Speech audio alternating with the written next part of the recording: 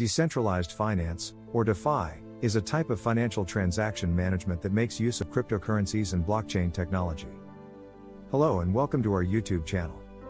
In this video we will tell you everything about DeFi. But before we start our video, make sure to subscribe to our YouTube channel. Centralized finance today. Almost all aspects of banking, lending, and trade are now managed through centralized systems run by governing organizations and gatekeepers. To acquire access to anything from auto loans and mortgages to trading stocks and bonds, regular consumers must interact with a slew of financial middlemen. As a result, customers have few options for directly accessing capital and financial services. They can't avoid middlemen such as banks, exchangers, and lenders, who profit from every financial and banking transaction. To play, we must all pay a fee. The new way, decentralized finance. By disempowering mediators and gatekeepers and empowering common people through peer-to-peer trades, DeFi threatens this centralized financial system. Raphael Kosman, CEO and co-founder of Trust Token, describes decentralized finance as an unbundling of traditional finance. DeFi puts important components of today's activity done by banks, exchanges, and insurers, such as lending, borrowing, and trading, in the hands of ordinary people. This is how it could go down. You might deposit your money in an online savings account now and get 0.50% interest. The bank then lends the money to a third party at a rate of 3%, pocketing the 2.5% profit. DeFi allows people to lend their funds directly to others, eliminating the 2.5% profit loss and allowing them to get the full 3% return on their investment. Hey, I do this all the time when I give money to my friends via PayPal, Venmo, or Cash App, you might think. You, on the other hand, do not have this capability. To send dollars, you still need a debit card or bank account linked to those apps, thus these peer-to-peer payments rely on centralized financial middlemen. How DeFi is being used now. DeFi is becoming more prevalent in both basic and sophisticated financial operations. It runs on dApps, which are decentralized apps, and protocols, which are other programs. The two major cryptocurrencies, Bitcoin, BTC, and Ethereum, ETH, are handled through dApps and protocols, ETH. Here are a few examples of how dApps and protocols are being used right now. Traditional financial transactions. DeFi is being used for everything from payments to trading securities and insurance to lending and borrowing. Decentralized exchanges. Most Bitcoin investors are now using centralized exchanges such as Coinbase or Gemini. DEXs let users to conduct peer-to-peer financial transactions while keeping ownership of their funds. E-wallets. DeFi engineers are developing digital wallets that can operate independently of the main cryptocurrency exchanges and provide investors with access to a variety of assets, including Bitcoin and blockchain-based games. Stablecoins.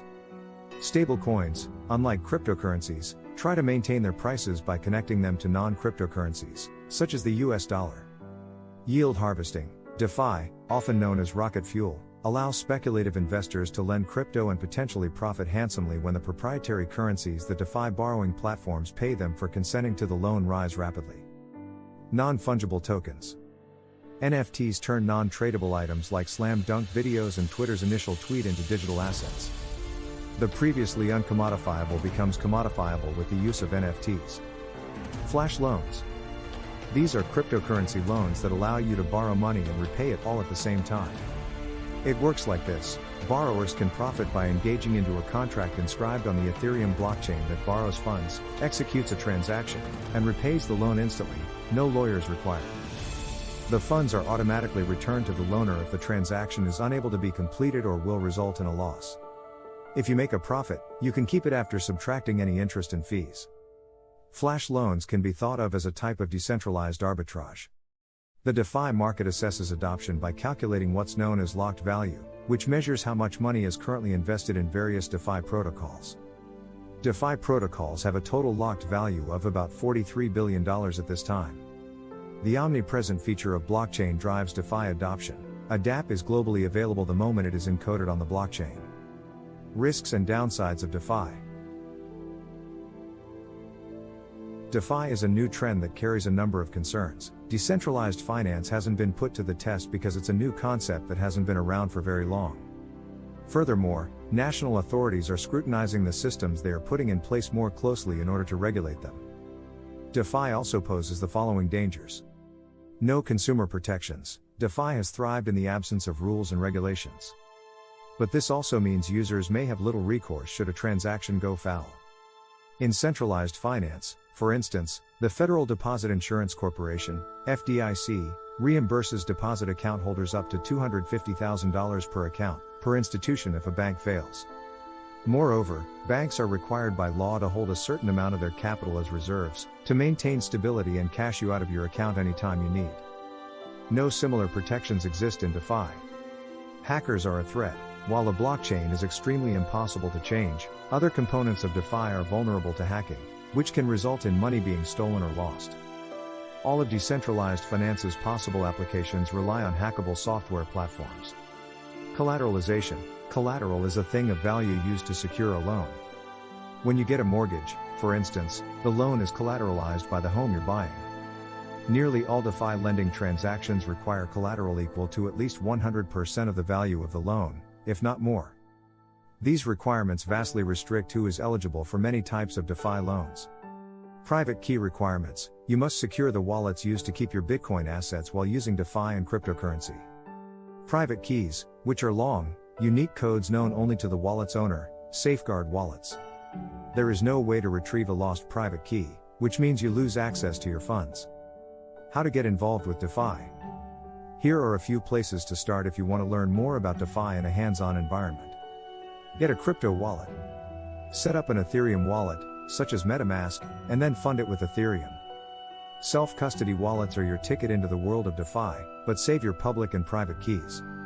If you lose these, you won't be able to access your wallet again. Trade digital assets. Doug Schwenk, president of Digital Asset Research, suggests swapping a small amount of two assets on a decentralized market like Uniswap. Attempting this practice may aid a crypto enthusiast's understanding of the present ecosystem, but be prepared to lose everything while learning which assets and platforms are best and how to handle risks. Start slowly, keep humble, and don't get ahead of yourself when venturing into new financial territory. Keep in mind that digital assets exchanged in the cryptocurrency and DeFi worlds are volatile, with a high risk of losing money. The future of DeFi. DeFi's future appears bright, from eliminating the middleman to converting basketball clips into monetary digital assets.